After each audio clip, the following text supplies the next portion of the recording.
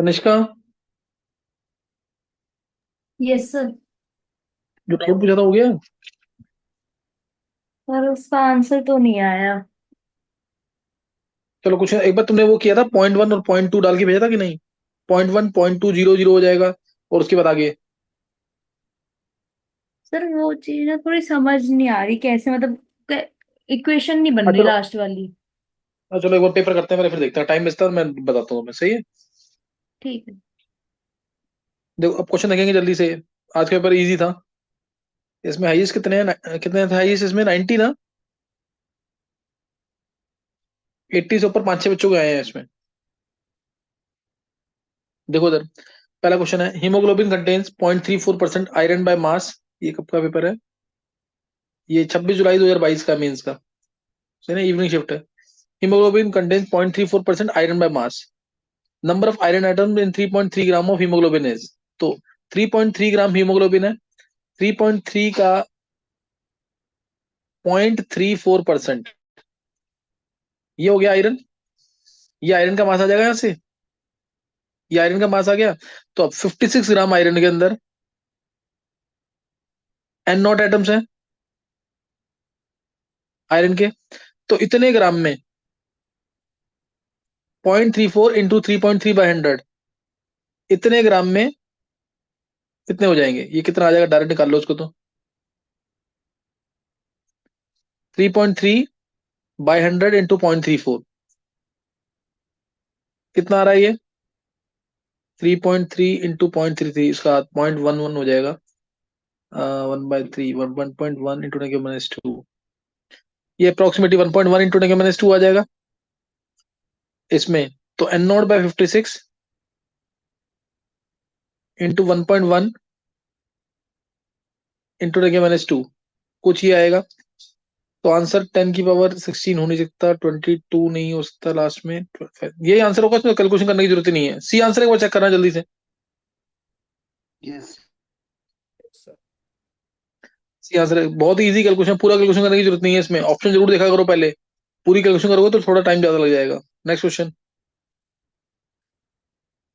Arrange increasing order of covalent character. तो ये बताइए तुम्हें, एफ तो कैल्शियम सब में कॉमन है, एफ सबसे जल्दी इलेक्ट्रॉन विड्रॉ करेगा, यानी ट्रांसफर एफ के केस में सबसे जल्दी होगा। पचास रूल भी लगा सकते हो। नहीं तो आंसर आ गया सीधा इसमें, सबसे ज्यादा increasing order of covalent character है, सबसे ज्यादा कोवेलेंट होगा CaI2। डी सबसे ज्यादा covalent, D C B A B option है। Next third question, class 12 students were asked to prepare 1 litre of buffer solution of pH 8.26। PH 8.26 buffer solution है, pH 8.26 है। By the chemistry teacher, the amount of ammonium chloride to be dissolved by the student is 0.2 molar. By the student is in 0.2 molar, in 0.2 molar ammonia, 0.2 molar ammonia दे रखा है। Solution to make 1 liter of buffer is given pkb इतना है। Molar mass ये तो चलो जरूरत ही नहीं कोई। तो इसमें बफर सॉल्यूशन है, बेसिक बफर वाली। तो पीओएच इक्वल टू लग जाएगा pKb plus log of ammonium chloride, salt लगा दो, अपॉन में बेस, बेस है 0.2, सॉल्ट अपॉन बेस, डायरेक्ट लगा दो फॉर्मूला। पीओच आ जाएगा 5.74 ना। कैलकुलेशन देखते रहना एक बार। पीके भी दे रखा है 4.74, प्लस लॉग ऑफ सॉल्ट का कंसेंट्रेशन या मोल्स, क्योंकि 1 लीटर सोल्यूशन है, बेस है 0.2, 5.74 माइनस 4.74, ये आ गया सीधा 1।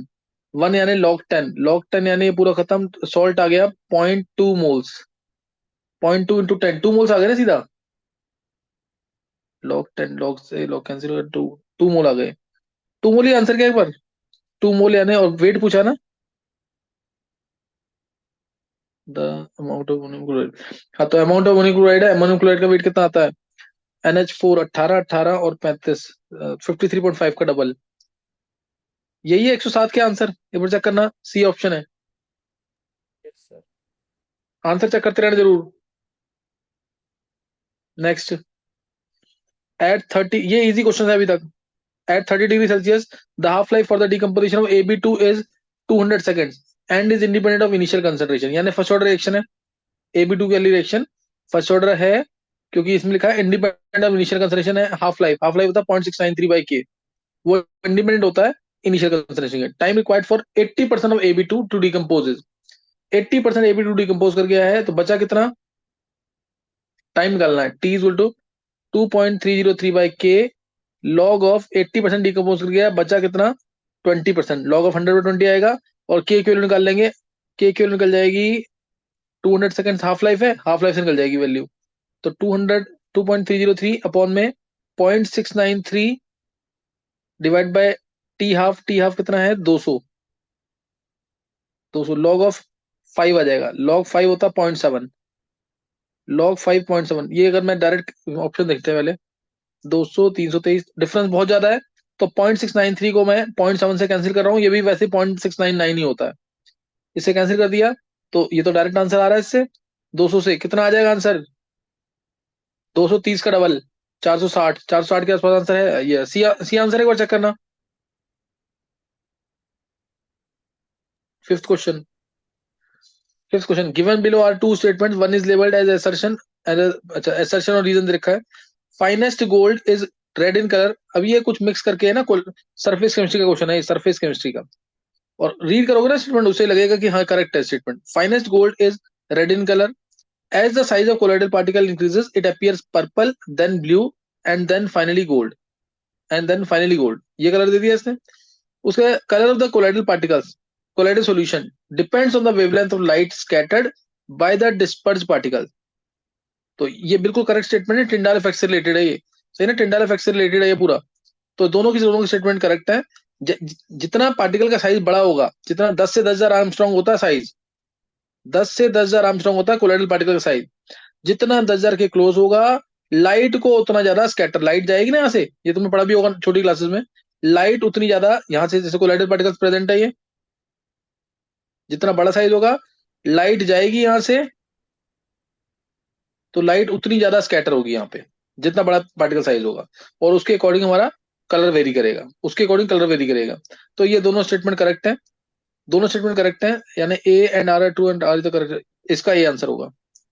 Next question, sixth surface chemistry का क्वेश्चन है ये। सिक्स्थ क्वेश्चन, नीचे करो।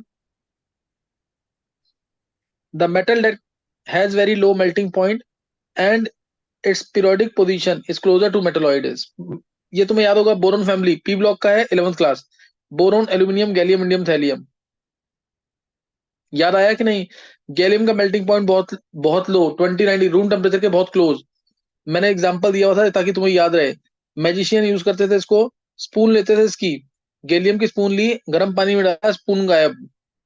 तो ये इस तरह से यूज भी करते थे। याद आया कि नहीं? और ये हाई टेम्परेचर थर्मोमीटर में यूज करते हैं इसको। रीजन, इसका मेल्टिंग पॉइंट बहुत कम, मेल्टिंग पॉइंट बहुत कम, लेकिन इसका बॉइलिंग पॉइंट बहुत ज्यादा, लगभग 2400 डिग्री सेल्सियस के आसपास। तो इसका बॉइलिंग पॉइंट क्या है? बहुत ज्यादा। इससे हाई टेम्परेचर थर्मोमीटर में यूज होता था ये। तो गैलियम का मेल्टिंग पॉइंट सबसे कम होगा, है ना। मेटेलिक बॉन्ड नीचे आने पर वीक हो रहे हैं। उसके बाद जेड इफेक्टिव बढ़ता है, तो कुछ मेटेलिक बॉन्ड की स्ट्रेंथ बढ़ जाती है। इंडियम और थैलियम के लिए मेटेलिक बॉन्ड की स्ट्रेंथ बढ़ जाएगी। तो इसलिए आंसर इसका आ जाएगा। ये क्वेश्चन हमारा, ये पी ब्लॉक का question, 11th class. The metal that is not extracted from it sulphide ore. Aluminium extract होता है Al2O3 से, बॉक्साइड ओर से। आयरन होता है Fe2O3 हेमाटाइट, Fe3O4 मैग्नेटाइट। याद करने हैं सारे और के नाम। FeS2 आयरन पायराइट्स, तो इसमें भी सल्फाइड और आता है। लेड PbS गैलिना से। जिंक जेडनेस जिंक ब्लेंडे या स्पेलेराइट से। तो इसका सल्फाइड और, इसका सल्फाइड और, इसका भी सल्फाइड और पॉसिबल है। बचा कौन सा? एल्यूमिनियम वाला Al2O3, इसमें सल्फाइड और नहीं होता। 9th क्वेश्चन,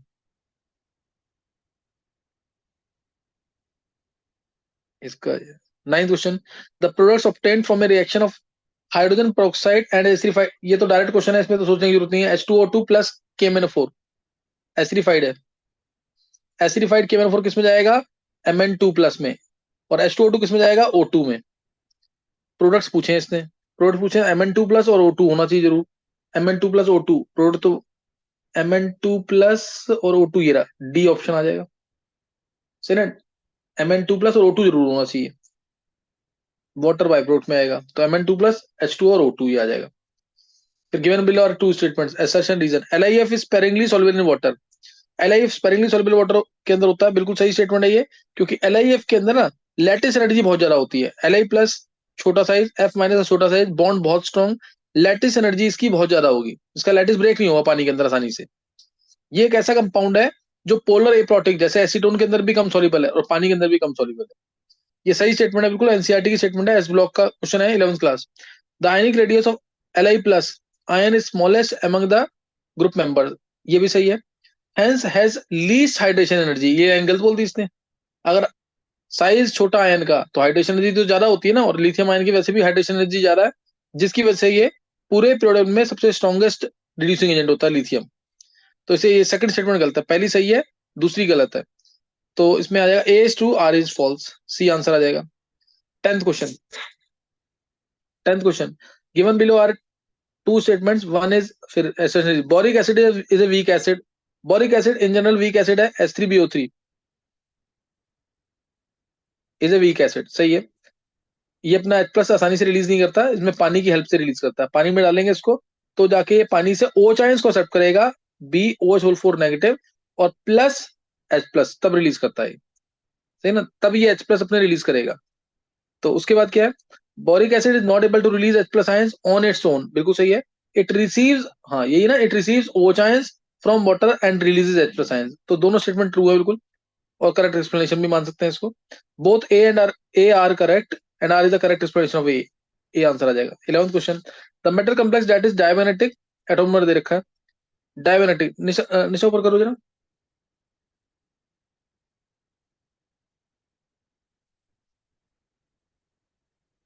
इज, तो K3CuCN4, इसमें कॉपर 3 + X - 4, कॉपर की शेड +1 आ रही है, +1 है, स्ट्रॉन्ग फील्ड लिगेंड है, बैक पेयरिंग होगी, डायमैग्नेटिक, यही होना चाहिए आंसर वैसे तो, फिर भी आगे देख लेते हैं। ऑप्शन जरूर सारे देखना जरूर। K2CuCN4 में कॉपर 2+ है तो कभी भी नहीं होता डायमैग्नेटिक। K3FeCN4 है, K3FeCN4, तो इसमें Fe की स्टेट क्या आ रही है, +1, +1 वाला डायमैग्नेटिक नहीं होता। और K4FeCl6 इसमें तो वीक फील्ड लिगेंड है, आयरन की स्टेट आ रही है +2, तो बैक पेयरिंग नहीं होगी, ये भी डायमैग्नेटिक नहीं होता, तो आंसर ए होना चाहिए इसका। 12th question. 12th क्वेश्चन देखो, माइक्रो ऑर्गेनिज्म कहाँ प्रेजेंट होते हैं, डोमेस्टिक सीवेज के अंदर, ए का सेकंड। प्लांट न्यूट्रिएंट्स ये कहाँ पे होंगे, फर्टिलाइजर्स के अंदर, बी का थर्ड। टॉक्सिक हैवी मेटल्स कहाँ मिलेंगे, केमिकल फैक्ट्री में।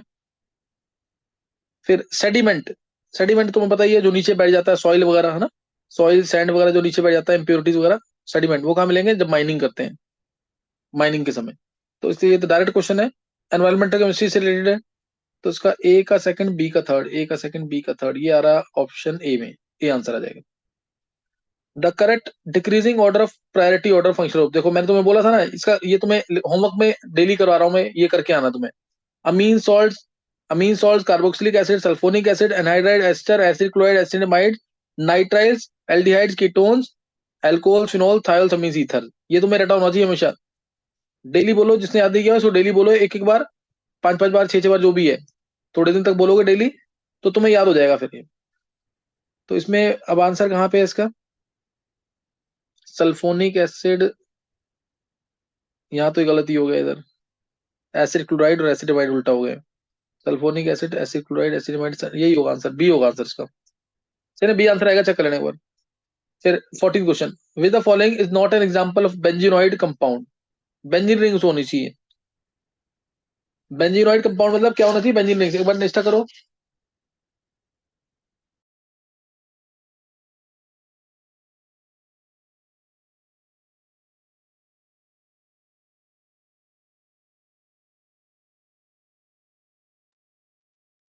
देखो, अब benzene rings, benzene ring not a benzenoid compound है ना, नॉट ए बेंजीन, तो इसमें बेंजीन रिंग है, इसमें बेंजीन रिंग है, बी में दिख रहा है तुम्हें बेंजीनॉइड कंपाउंड, ये नहीं होगा, ये नहीं होगा बेंजीनॉइड कंपाउंड, सही ना, इसमें एरोमेटिसिटी वगैरह है ना सारा, इसमें एरोमेटिसिटी तो है, 12 पाई इलेक्ट्रॉन्स आ रहे हैं इसमें ना, टू, 1 2 3 4 5 6, ये भी डाउट में है ए, इसमें भी ना आ नहीं रही है एरोमेटिसिटी, इसका ए आंसर भी होना चाहिए।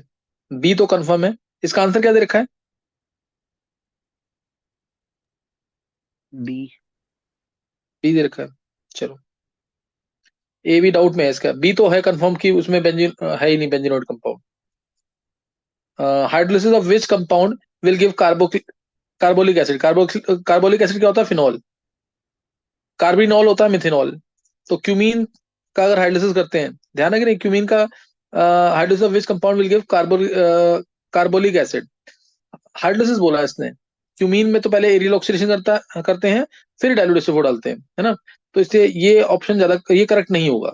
बी बेंजीन, बीडीसी में अगर हाइड्रोलिसिस करते हैं, बीडीसी बेंजीन के ऊपर N2Cl H2H प्लस डालते हैं तो फिनॉल मिलता है, ये तो करेक्ट है। Benzyl head, benzyl chloride, benzyl chloride में अगर हाइड्रोलिसिस करेंगे तो क्या मिलेगा? बेंजल क्लोराइड, बेंजीन के ऊपर CHCl2 तो मिल जाएगा।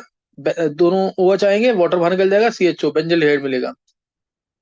फिर इथाइलिन ग्लाइकोल कीटल, इससे तो मिलेगा नहीं, इथाइलिन ग्लाइकोल का कीटल है, इससे नहीं मिलेगा, है ना। कुछ इस फॉर्म में कह रहा है ये ऐसे चल रहा है कंपाउंड, और इसमें फिनॉल के चांसेस तो नहीं है इसके अंदर। नेक्स्ट है 16th, consider the above reaction and predict the major product।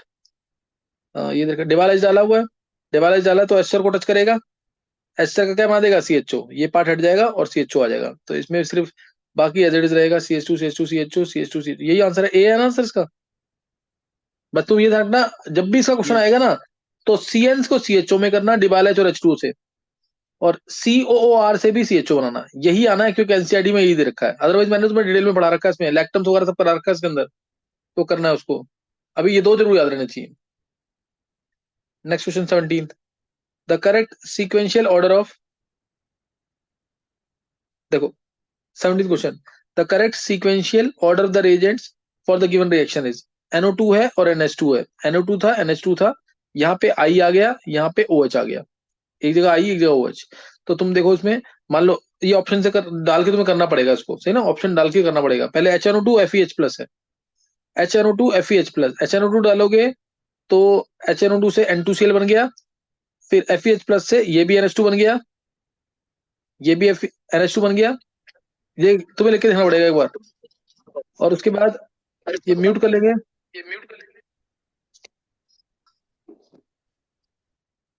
चलो नेक्स्ट है HNO2 से ये N2 प्लस बन गया, NO2 FeH प्लस से ये भी NH2 बन गया, HNO2 से फिर ये N2 प्लस बन गया, दोनों N2 प्लस बन गए, दोनों के फॉर्म करेंगे तो दोनों I कन्वर्ट हो जाएंगे, तो ये ऑप्शन नहीं है सही। देखो HNO2 है तो HNO2 से NH2 का, एक मिनट पहले इसको हटा दूं मैं, HNO2 से NH2 का N2 प्लस बन गया, N2 प्लस बन गया, के के साथ ये I बन गया, I आ गया यहाँ पे, फिर FeH प्लस से ये NH2 बन गया, और HNO2 डालेंगे N2 प्लस बन जाएगा यही, और N2 प्लस H2O के फॉर्म करेंगे तो OH बन जाएगा, तो ये ऑप्शन करेक्ट होना चाहिए बी, बाकी तुम खुद ट्राई करना, सी ऑप्शन खुद ट्राई करना, बी करेक्ट है। Next question, vulcanization of rubber is carried out by heating a mixture of, vulcanization, रबड़ जैसे रबड़ होता है ना, रबड़ बहुत ही ज्यादा सॉफ्ट होता है, टैकी होता है, और पानी को बहुत ज्यादा एब्जॉर्ब करता है, कोई भी केमिकली एक्टिव जो रेजेंट्स कंपाउंड्स होते हैं वो उस पे रबड़ पे आसानी से अटैक कर सकते हैं, तो इसलिए रबड़ को हम एज इट इज यूज नहीं कर सकते हैं। तो रबड़ रबड़ के ऊपर एक्सीडेंटली चार्ल्स गुडियर से क्या गिर गया था? सल्फर, और सल्फर गिरते ही उसने चेक किया कि अब रबड़ हार्ड हो गया है, और अब उतना अब हाथों में चिपक नहीं रहा है, हाथों पे टैकी नहीं है अभी, और इसको अब इसकी क्या कहते हैं, इलास्टिसिटी बढ़ गई है, और अब ये टूट नहीं रहा, गिरने पर टूट नहीं रहा है, ब्रिटल नहीं है अभी, तो इसलिए सल्फर होना चाहिए साथ में, और रबड़ होता है हमारा आइसोप्रीन, आइसोप्रीन के साथ सल्फर, सल्फर आना चाहिए, तो क्या आंसर आ जाएगा इसका? आइसोप्रीन एंड सल्फर, ये रहा सी आंसर आएगा, क्योंकि नियोप्रीन तो ऑलरेडी रबड़ है ये भी, लेकिन सिंथेटिक रबड़ है, ये तो वैसे ही अच्छा रबड़ होता है। तो जैसे जैसे सल्फर का अमाउंट बढ़ाते जाओगे हार्डनेस बढ़ जाएगी। 5% सल्फर है तो टायर बनाने का काम आता है, 20% सल्फर है बैटरी के केसेस, 25% सल्फर है तो एबेनॉइड की रॉड बनाने के काम आता है, इस तरह से सल्फर का अमाउंट बढ़ता जाएगा, रबड़ की हार्डनेस बढ़ जाएगी, क्वालिटी और ज्यादा इंप्रूव हो जाएगी। Next 19 question, animal starch is the other name of, ये तो पता होगा तुम्हें, ग्लाइकोजन, ग्लाइकोजन एनिमल स्टार्च होता है, एमाइलोज वाले क्या है? Plant starch. Given below are two statements, one one अच्छा असर्शन रीजनिंग है, फिर phenolphthalein is a pH dependent indicator, सही है, remains colourless in acidic solution and gives pink colour in basic solution. देखो फिनॉप्सिलिन ये रहा, डिटेल बता के ऑर्गेनिक के अंदर, ये कलरलेस होता है, टूटेगा पीएच माइनस और H+, पिंक कलर, ये पिंक कलर का है, ये पिंक कलर का है। फिनॉप्सिलिन जो पीएच सही है, remains colourless in acidic medium, अगर एसिडिक मीडियम होगा तो रिएक्शन जाएगी बैकवर्ड, कलरलेस हो जाएगा ये मीडियम एसिडिक है तो। And gives pink colour in basic solution, अगर बेसिक सॉल्यूशन होगी तो OCH होंगे, OCH इस H+ को खत्म कर देंगे तो रिएक्शन ली-चाइल्ड प्रिंसिपल के अकॉर्डिंग फॉरवर्ड जाएगी, कलर पिंक आएगा, तो स्टेटमेंट करेक्ट है ये। उसके phenolphthalein is a weak acid, phenolphthalein is a weak acid, does not dissociate in basic medium, यहाँ पे गलत हो गया। फिनॉप्सिलिन बेसिक मीडियम में तो डिसोसिएट करेगा ना, बेसिक मीडियम में H+ आयंस खत्म तो ये टूट करके आगे जाएगा, तो ये लाइन गलत हो गई, does not dissociate in basic medium, ये लाइन गलत हो गई, ये तो डिसोसिएट करेगा, तो ए करेक्ट है और आर क्या है, फॉल्स। ए करेक्ट, आर ये रहा, सी आंसर है। एक बार यहाँ से चेक कर लो, अब स्टार्ट करेंगे क्या कहते हैं अगला जो है इंपॉर्टेंट वाला इंटीजर टाइप में।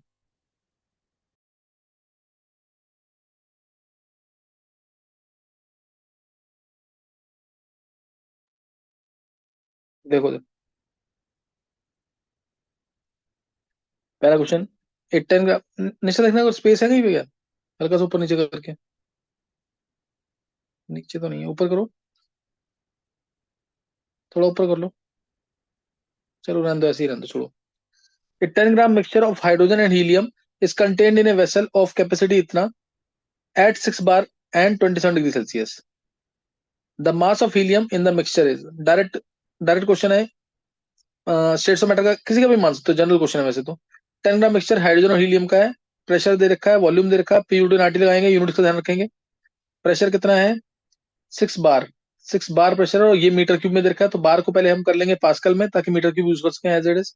एक 1 बार होता है 10⁵ पास्कल न्यूटन पर मीटर स्क्वायर, तो ये आ जाएगा हमारा 6 बार है ना, तो 6 × 10⁵ हो जाएगा। वॉल्यूम दे रखा है 0.0125, 0.0125 मीटर क्यूब में। नंबर ऑफ मोल्स 10 ग्राम है, 10 ग्राम दोनों का मिक्सचर है, नंबर ऑफ मोल्स टोटल निकाल लेते हैं पहले।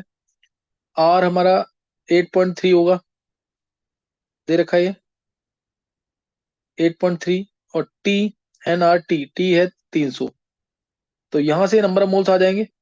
क्या निकाला किसी ने, कितने मोल्स आए हैं, जो नंबर ऑफ मोल्स आ जाएंगे, ये 10 ग्राम मिक्सचर था, x ग्राम ये मान लिया, 10 - x ये मान लिया, तो x अपन में, हाँ कुछ बोला किसी ने, x बाय हाइड्रोजन 2, 3 मोल आ रहे हैं, चलो यहां से n नंबर मोल्स आ गए 3, तो x/2 plus 10 - x bye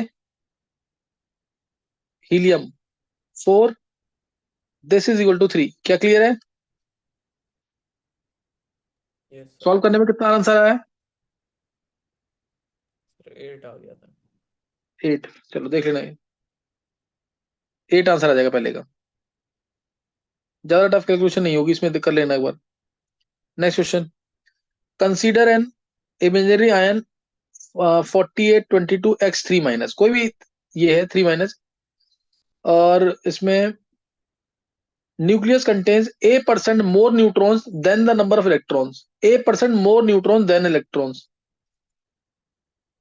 in the ion, value of A is, तो इसमें अगर मैं न्यूट्रॉन्स निकालूं, न्यूट्रॉन्स कितने हैं इसमें, 48 - 22 26 न्यूट्रॉन्स है इसके अंदर, और इलेक्ट्रॉन्स है 22 और 3 25 इसमें इलेक्ट्रॉन्स है, तो न्यूट्रॉन्स कितने ज्यादा हो गए, 26 - 25 डिवाइड बाय, इलेक्ट्रॉन से कंपेयर करना है तो बाय में 25, 1/25 यानी 0.04 निकालना, क्या है परसेंटेज निकालनी, तो 4 आ जाएगा, 4 आंसर है क्या इसका।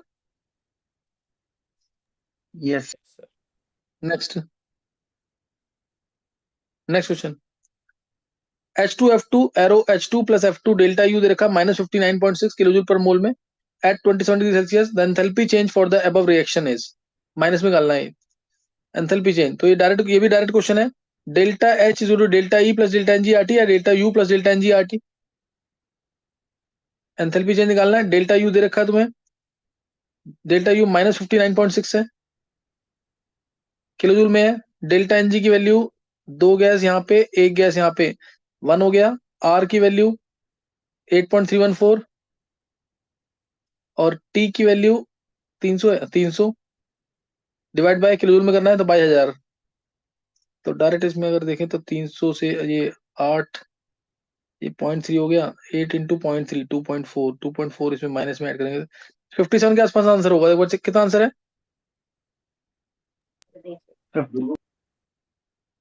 कितना है ये nearest integer?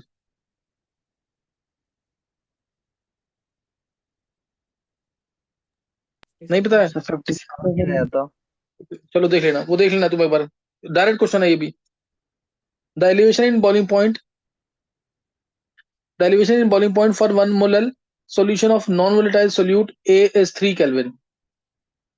The depression in freezing point for 2 molar solution of A in the same solvent is 6 Kelvin. Depression in freezing point भी दे रखा है, डेल्टा टीवी भी दे रखा है, और केबी केएफ दे रखे हैं। नहीं, रेशियो पूछा हुआ है केबी और केएफ का, तो delta Tb is equal to Kb into m by में delta Tf Kf into m. सारी वैल्यूज तो दे रखी है इसमें। केबी बाय केएफ का रेशियो निकालना है। डेल्टा टीवी कितना है, elevation in boiling point 3 kelvin, 3 delta Tf कितना है 6 केबी बाय केएफ। मोलैलिटी पहले देखिए 1, बाद में देखिए फ्रीजिंग पॉइंट के लिए डिप्रेशन 2 मोलल बाय 2 बाय 2, तो 1/2 1/2 कैंसिल हो गया, 1 आ रहा है आंसर इसका, यस सर। 1 आंसर आ गया। नेक्स्ट, फिर 20 millilitre of 0.02 molar hypo solution Na2H2O3 is used for the titration of 10 milliliter of copper sulfate solution in the presence of excess of Ki using starch as the indicator. Ki से treat कर रहे हैं hypo solution copper for the titration of copper sulfate in the presence of excess of Ki। देखो copper sulphate plus Ki यानी I- तो ये जाता है Cu2I2 के अंदर प्लस SO4 नेगेटिव या Cu2I2 प्लस I- ऑक्सीडाइज हो गया I2 के अंदर, I- ऑक्सीडाइज हो गया I2 के अंदर।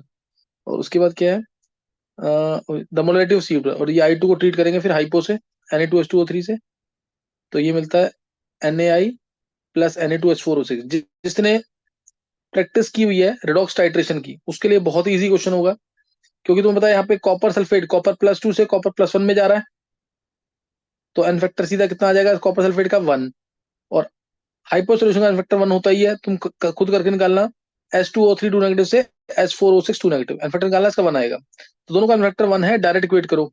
मिलिक्यूलेंट्स ऑफ कॉपर सल्फेट वो मिलिक्यूलेंट्स ऑफ I2 के इक्वल होंगे, और मिलिक्यूलेंट्स ऑफ I2 इक्वल किसके हैं, हाइपो सोल्यूशन के। तो मिलिक्यूलेंट्स ऑफ कॉपर सल्फेट जो मिलिक्यूलेंट ऑफ Na2H2O3 करना है।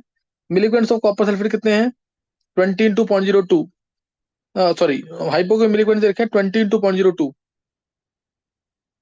20 इंटू 0.02 इंटू एन फैक्टर 1, और मिलिक्वेंस ऑफ कॉपर सल्फेट वो 10 मिलीलीटर दे रखा है, मोलरिटी इसकी एम मान लो, एन फैक्टर 1 है, तो 10 से ये कैंसिल हो जाएगा 0.02, ये 0.04 आ रहा है, 10⁻² में चाहिए 4 आंसर आ जाएगा, 4 है ना आंसर, को अच्छा कर लेना। Next, number of non ionizable protons present in the product B obtained from the following reaction, CH5OH plus PCl3, CH5Cl मिलेगा, साथ में मिलता है H3PO3, साथ में मिलेगा H3PO3, ये भी कराइए 2 दिन पहले मैकेनिज्म कराया डिटेल में इसका, H3PO3, और A में डाला PCl5, A मिला जो है H3PO3, H3PO3 में डाला फिर PCl3 डाला तो भी मिला। यहाँ पे थोड़ा सा सोचना पड़ेगा, H3PO3 में PCl3 डाला, ये PCl5 की तरह डिहाइड्रेटिंग एजेंट का भी काम करता है, डिहाइड्रेटिंग एजेंट का भी काम करता है, इसलिए 2 H3PO3 मिलकर के ये ऐसे OH OH H plus double bond, ये म्यूट कर लेंगे OH H, वाटर बाहर निकलेगा ये, और मिलेगा ये क्या है फॉस्फोरस एसिड, दो मिलके वाटर बाहर निकल रहा है, तो वो क्या बन जाएगा हाइपो फॉस्फोरस एसिड, OH, ये O double bond OH H, ये आंसर आ जाएगा पायरो फॉस्फोरस एसिड। तो नंबर ऑफ नॉन आइजेबल कितने हैं, प्रथम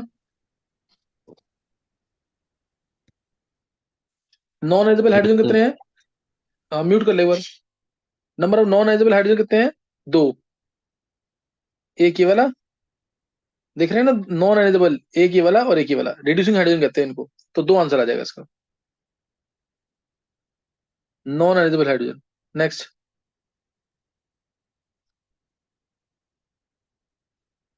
the spin only magnetic moment value of the compound with strongest oxidizing ability among MnF4, MnF3 and MnF2। देखो अगर बिना सोचे समझे करेंगे तो आंसर डायरेक्ट आ गया, MnF4 होना चाहिए।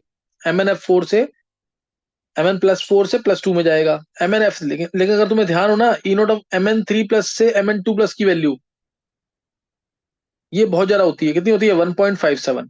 और इससे ज्यादा किसकी थी? याद है इससे ज्यादा किसकी थी? कोबाल्ट। कोबाल्ट 3+ की, कोबाल्ट वो कितनी थी? 1.97। तो कोबाल्ट वाला तो 1.9। ऑप्शन है नहीं। हाँ, तो इसलिए सबसे अच्छा यही हो जाएगा, Mn+3 वाला। Mn+3 वाला, और स्पिन ओनली मैग्नेटिक मोमेंट पूछिए, स्ट्रॉन्गेस्ट ऑक्सीडाइजिंग एबिलिटी जिसकी है, तो वो MnF3 होगा। अगर MnF4 से चेक करते हो ना, यानी ई नॉट ऑफ Mn+4 से +2, तो ये वैल्यू 1.2 के आसपास ये भी है। लेकिन ज्यादा स्ट्रॉन्गेस्ट कौन सा होगा? Mn+3 वाला। तो +3 वाला आंसर आएगा। और आंसर Mn+3 यानी अनपेड होगा इसमें चार, चार अनपेड आएंगे, चार अनपेड आने 4.9, 4.9 यानी पांच आंसर, 5 भी है। अंडर रूट में n × n+2 होता है फॉर्मूला मैग्नेटिक मूवमेंट का।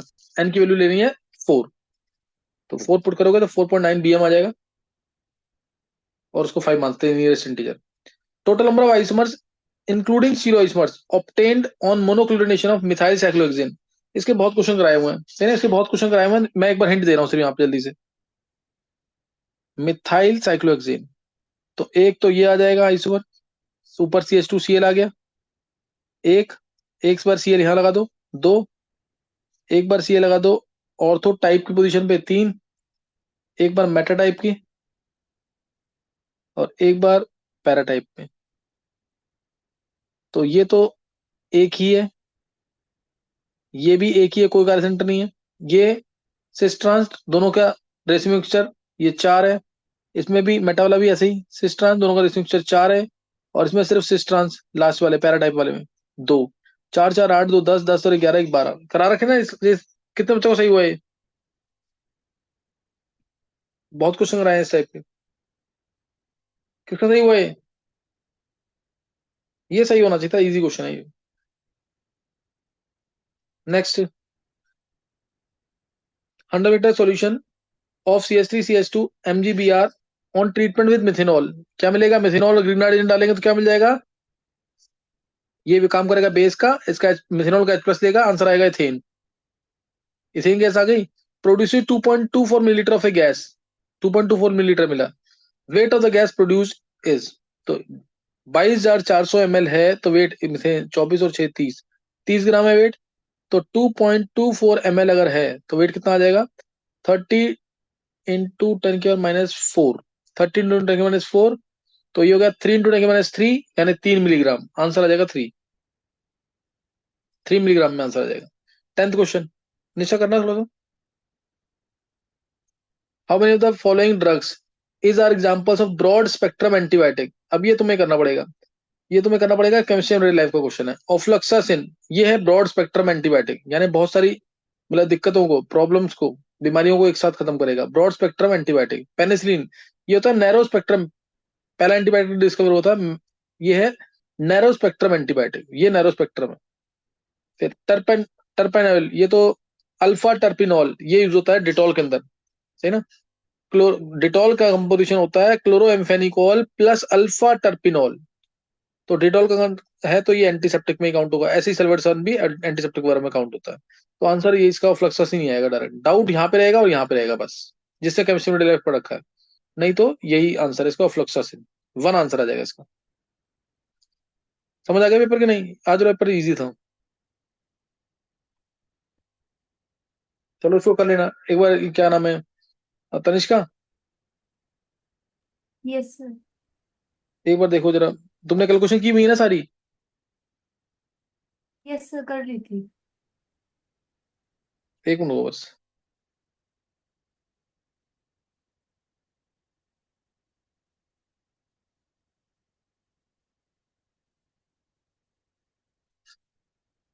देखो PbNO3 whole twice plus NaCl था,